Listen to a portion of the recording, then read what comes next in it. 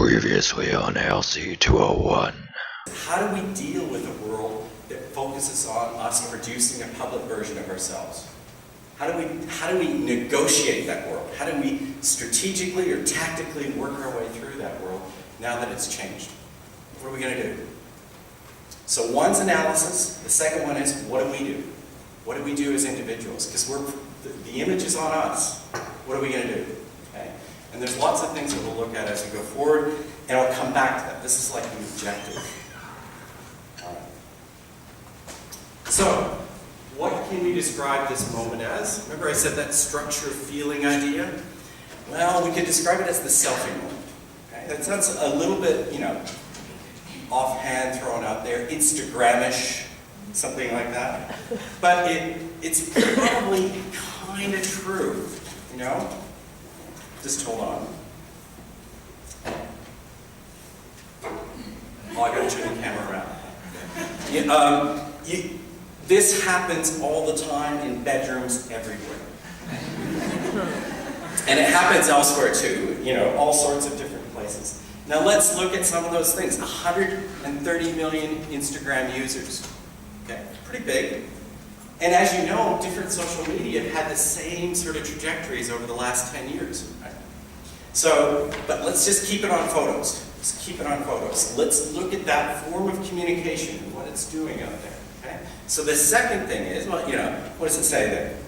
220 billion photos on Facebook.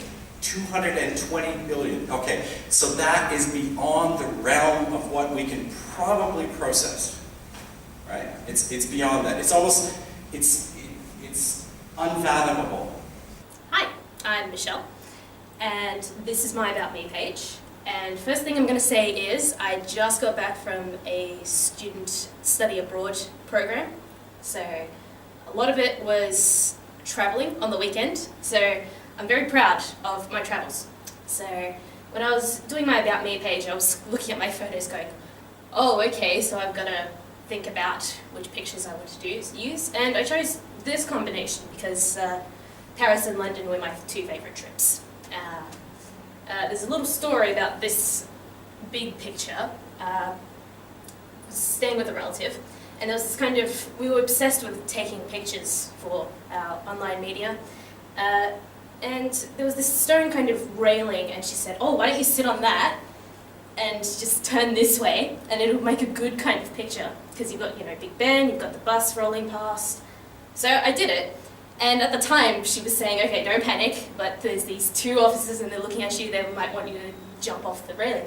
And I'm going, okay, we'll make it quick then. And we got it, and then they looked like they were starting to walk over, so I just jumped off, and they just left us alone. So that was, it was an interesting kind of moment that we captured. Hey, well, my name is actually Lauren, but online I go by the name of Lauren Smith. I actually feel like I'm a little bit old-fashioned with some of my views about my online identity. I try not to reveal too much. I try to keep it quite restricted. All my privacy settings are really high.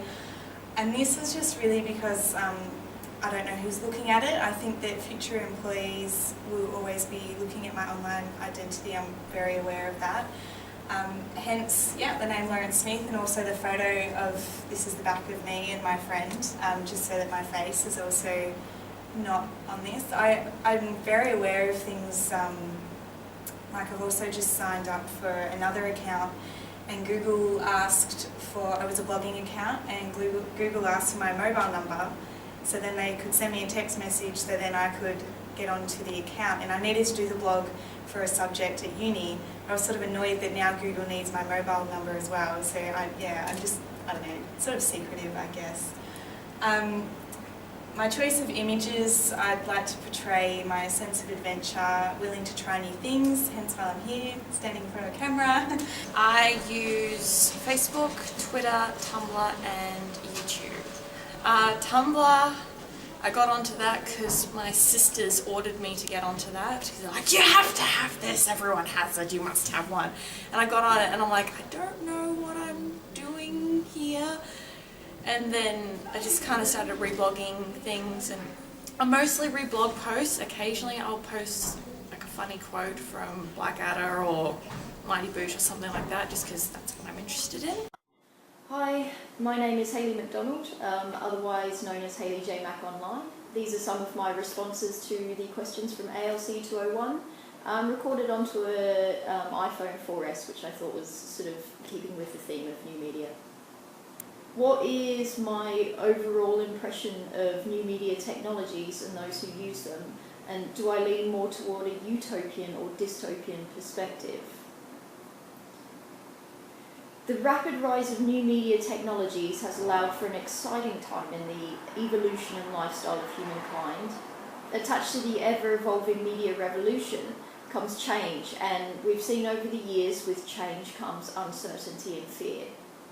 Due to its continual growth and expansion so quickly, there's been no time to process and reassess the direction we're taking as individuals, societies, and as a global network. For those that use the new media technologies, there are new ways of reviewing the self and also the ability to open doors never before conceived. Governments struggle to control the flow of information, yet in opposition, they have the ability to scrutinise people closer than ever. There are many pros and cons towards the ever-developing new media formats, and it may take longer to adapt our societies to an ever-evolving technological world. But I think once the dust has settled and our fear has dissipated, the future will seem endless and dreams will be recognised as potential possibilities. Uncertainty and fear can be overcome, and the new media technologies will be embraced wholeheartedly once we come to understand it more.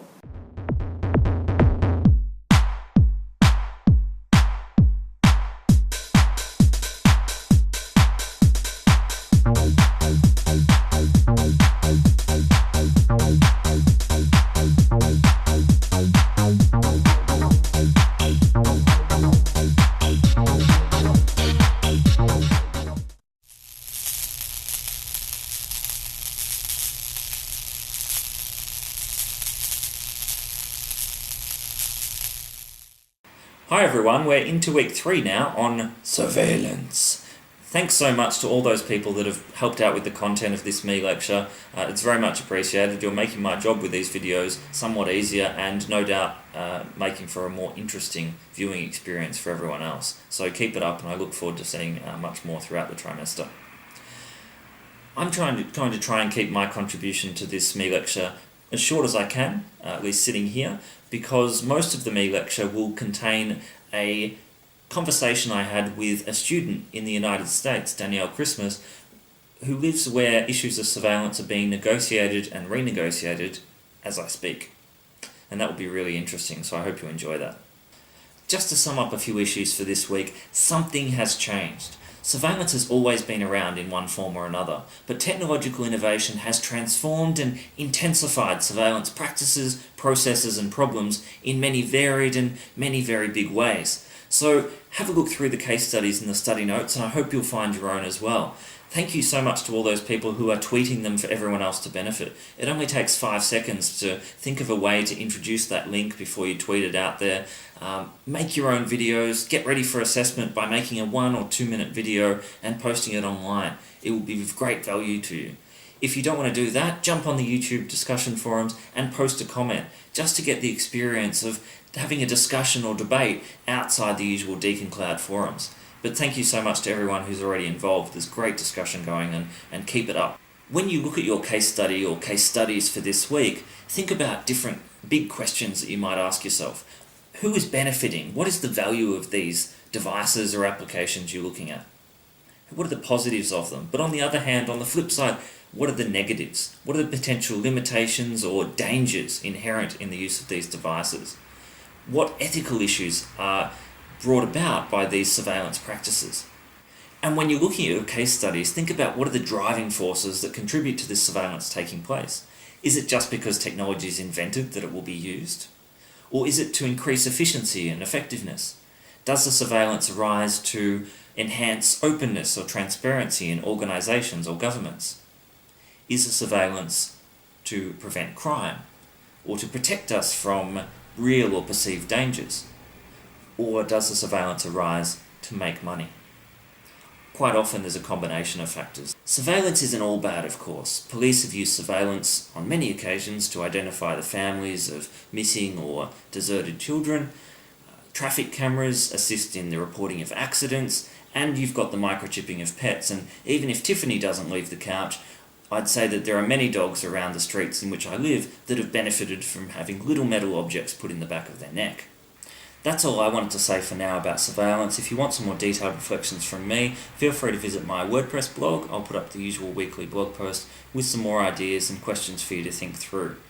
What I wanted to briefly draw your attention to now is a document I just uploaded on Deacon Cloud a couple of days ago. It's a draft program for the field trip to the Jewish Holocaust Centre in Elsternwick on Sunday the 8th of September. The Holocaust Centre is in the southeast suburbs. It's about an 8 or 9 minute train ride from the city centre at Flinders Street, so it's very easy to get to.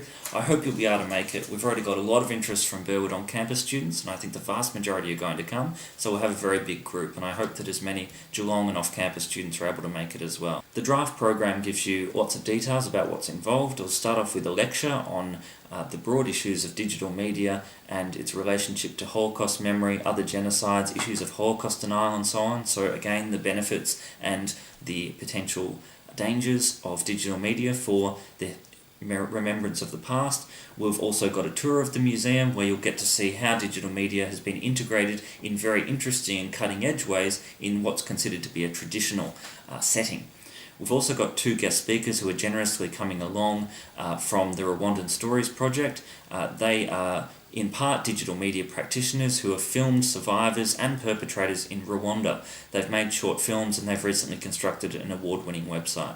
They also work with teachers both in Australia and Rwanda and work out what are the best ways in the 21st century of communicating and learning about genocide. We've also got, probably most importantly and of most value, a visit by at least one Holocaust survivor. I'm sure that those people, and there are many doing this unit who've already been to the Holocaust Centre several years ago in secondary school, will remember the experience, perhaps primarily through having been spoken to by a survivor and being able to interact with them. Unfortunately, it's becoming an increasingly rare experience, but it is a very moving one and certainly can be a life-changing one. I myself went in year 11, and just hearing the stories of 2 Holocaust survivors actually changed the direction of my life, made me curious about the Holocaust, and that's how I came to be doing what I did today. So I hope you'll get a lot out of the experience. I'm sure you will. Also of use to you, we're having interactive workshops towards the end of the day, but also an assessment seminar looking at advice and troubleshooting problems for the Module 2 exercise, the Module 3 exercise, and the Collaborative Digital Media Project, which I'll come back to at the end of this meLecture. So all the details are there for the program. Please register your attendance if you're able to make it via the Doodle poll, which is either on the program or there's a link on Deacon Cloud. All you need to do is fill in your full name, tick the box and press save, and there you have it. The other thing about the day that I wanted to mention is that there is a small cost, really the only cost of the unit of $10. That's to cover costs to the centre. They're actually giving us a very special deal for the day because we'll be there for a long time compared to other school groups, and also to help pay for our guest speakers. Now we'll move on to my Skype conversation with Danielle Christmas, who's an amazingly intelligent PhD student in Chicago, who's talked to me about various issues relating to surveillance in America today. Click on to part 2.